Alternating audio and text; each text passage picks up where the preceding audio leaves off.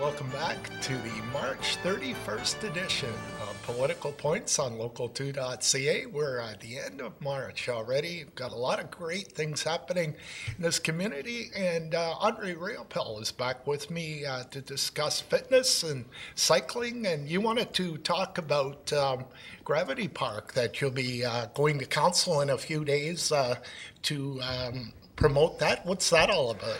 A gravity park is basically a cycling facility for what we call off-road. It's the gravity part is because there's a hill involved. So basically, you're going down a hill, hence gravity. A gravity park is a facility that is found in many communities across North America, and it's becoming more and more popular. It's used by cyclists or BMX kind of dirt jumpers, we call them, and also snowboarders.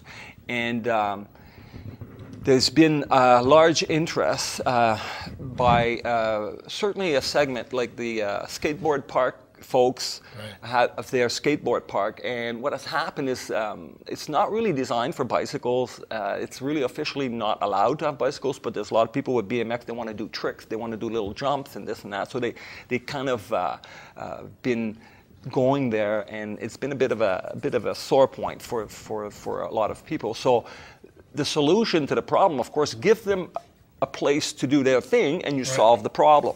So also personally, I mean, as a kid, that's how everybody when you're 10 years old, the first thing you want to do is set up a little jump in your backyard, and you go on the bicycle, and then the BMX racers and what they call four-cross. So they have these facilities you create basically jumps. They're tabletops, so they allow you to go in the air and then go down the other side. And then there's berms where you can turn, and you have when you can have little competitions either for see how high you can go or do tricks in the air, that kind of thing. And then they do like races. And the same facility is used for snowboarders. Oh, so now here we have, you look at children, you look at young children. We need opportunities for them to develop lifelong skills, physical activity, and the love of being outdoors and recreate. So it's important to create that environment, to create that infrastructure, to get people outside.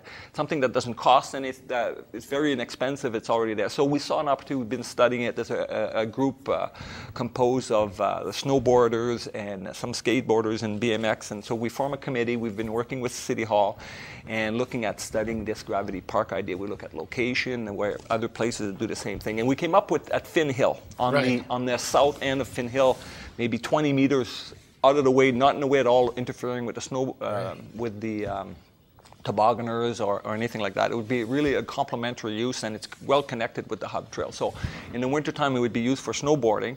And what I like about that, and Searchmount, of course, we talk about Searchmount, but Searchmount is really well behind because they want to get people into snow sports and snowboarding. And there's no better place as a kid. I remember, you take your toboggan, you walk up the hill and go down, and then there's your exercise, right? But kids today want to do snowboarding. So they made these jumps with snow, but we want to make a permanent facility for them, and it's really an exciting place. So we've come up with a design, and all it requires is basically there's probably 300 loads of dirt that we're going to shape, and we have a plan, and we've studied all the design. So we've got this facility that we want to build, and hopefully, if with the support of council, we could do it this spring. It's not that difficult, and then we can. It's not it's not like the Hub Trail where it's no. This is a relatively small investment and a great return because it's just dirt. It doesn't require, and we look at the whole. We did a full report on all the insurance idea, the cost, and also we have already applied for programming. We have we call Sprock Kids Camp. That we have, we will use that facility to have events every week for the summer. So the idea is to build this facility there to get a new opportunity for kids and maybe older young adults, young in mind. Certainly I would do that. It's a lot of fun. You go down, I may not jump as high as I used to, but the point is that it would be a facility that very visible on a great spot. People who drive across the Trans-Canada comes in, oh, what is that over there? And you see these kids playing and they're jumping with their bikes and this and that, and there's a race and all these activities going on. People say, wow, what a great city, So we want to make the pitch. We're going to be looking for the cost. Right now, estimate is about $30,000 in getting the whole thing done from start to finish.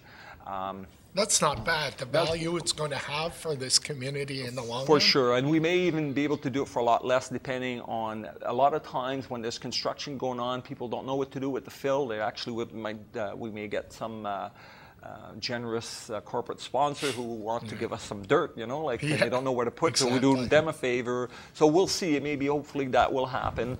But like you said, it's not a big expense, and it's certainly when I look at the idea that if we can get 500 to 1,000 kids into snowboarding and to cycling that would not have otherwise create the opportunity. Again, you build infrastructure, you create the interest, you create the physical activity, you create lifelong people who want to be physically active for their whole life, you reduce healthcare costs, you attract people to the community. It's a win-win-win situation, and it's just great dirt. So we think that these fabulous. I'm getting the red light, but in our remaining moments, if you want to just give you're a well-known physiotherapist in town, your address and where people can call you. I'm actually a physiotherapist. I own a clinic called Back in Motion Physiotherapy inside the Good Life Fitness Center, and I also have I own Velarouche, a bicycle shop right next door to Walmart in the corner of Old Garden River Road and Second Line. Excellent. So you're living what you preach. Yes, very much You're so. the real deal type of thing. Andre, thanks very much for being on the show. Thank you, We'll Andy. have you on again.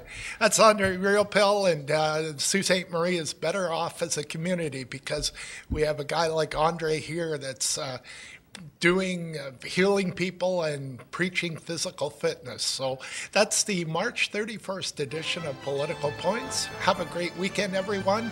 We'll see you in April.